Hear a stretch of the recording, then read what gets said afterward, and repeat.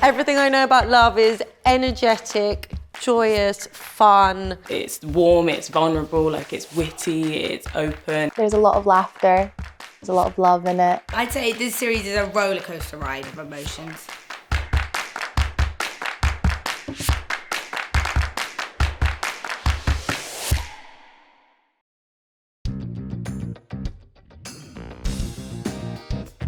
I honestly was a huge fan of this book when it came out, as were I think a lot of millennial women.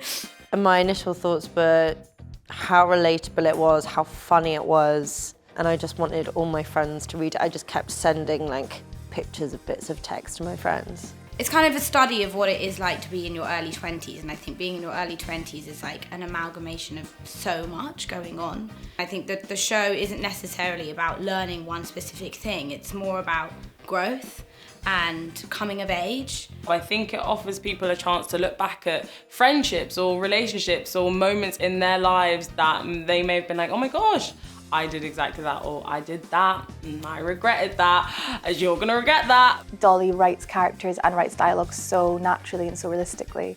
The thing that makes her so brilliant and makes her so like loved by so many people is that it feels like she's speaking to you when you read her book. It feels very personal. It's been so wonderful having Dolly here, you know, to ask for references and stuff has been really useful. And also I just think she hit the nail on the head so well, of like really encapsulating the true feeling and meaning of female friendship. Can I sit here? Yeah. Maggie and Birdie have known each other since they were 11 years old, and they've been best friends ever since then. And the two of them went to Exeter University together, and they met Nell and Amara at university, and they've moved in together. They're 24 when we find them. They absolutely love each other. They've grown up together. They're each other's person, and it's such a significant friendship because they just don't have the same thing with anyone else. They keep each other safe.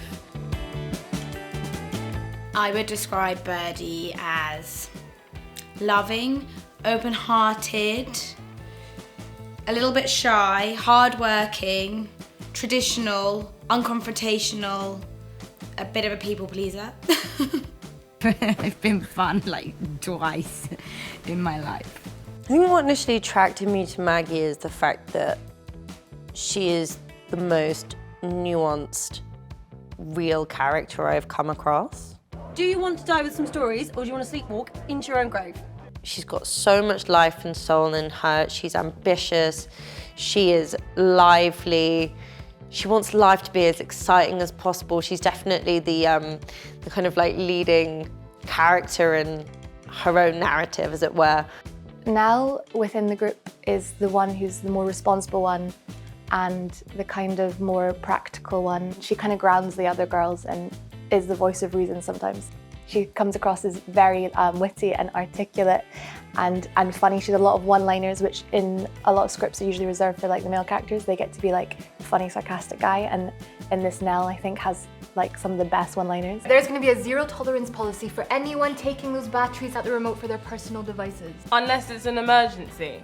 What attracted me about Amara is that she's not as she seems on like first glances. There's like so much to her character that she kind of doesn't show even to her friends. She kind of holds a lot of herself back. She fits in with the other girls as the kind of galvanizers of the group. Like she's the first one to suggest a party if somebody's upset or like going through something, to shake it off. But also she's a guide. She's got good advice, really good advice. So she's got that kind of galvanizer and guide feeling to her. We need to go out dancing. We need to celebrate. On a Monday? Yes.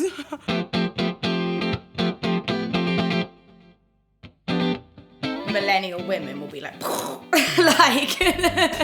This show has triggered so much, but in like such a funny way. Like we'll be like doing something, stop and be like, oh my gosh, do you remember this? Like definitely stuff like MSN. It was like on the family computer, so like I'd have to ask for time to like be like, can I speak to my friend who I saw 20 minutes ago at school, now on MSN. I think the music is a huge one. When you hear a song and you're like, wow, I really remember what I was doing then. And the clothes as well, actually. for less good things. Like, I never want to wear shorts and tights again. Like, I don't know why that was a trend. We do a lot of flashbacks in this, and I find those outfits really triggering. Like the tights, remember to cut off tights? And remember those like long chains of like beads, but you'd put like one short and one really long. All of these, I was like, oh my God, I've like blocked these outfits out of my memory. They're so hideous. But some of the 2012 outfits actually, I didn't find as triggering, and I was like, why didn't I keep that?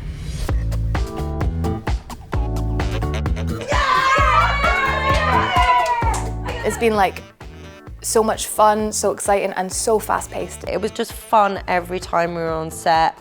When we were off set, we'd hang out, learning dance routines. I love the scenes with the girls in the group, especially when we're doing a lot of outdoors and like club party scenes. There's so much like adrenaline that is needed for it, and you just get for free just being with each other in that environment. Working with like 3 other incredible actresses is just like an absolute godsend of a job. Biggest joker on set is Dolly Alderton. I'd say either Jordan, who plays Neil, or Belle, who plays Birdie.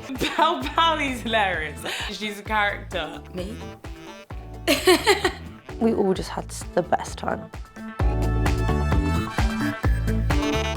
Audiences can expect to laugh, maybe some tears. There are times that you'll find us all really annoying, and then there are times that you'll really understand all of us and you'll really love all of us. I think when they're going to be watching some of the scenes, they're going to want to go out and hang out with their friends and have dinner and do all the things that you see in the show. Have a laugh, have a cry, call your friends.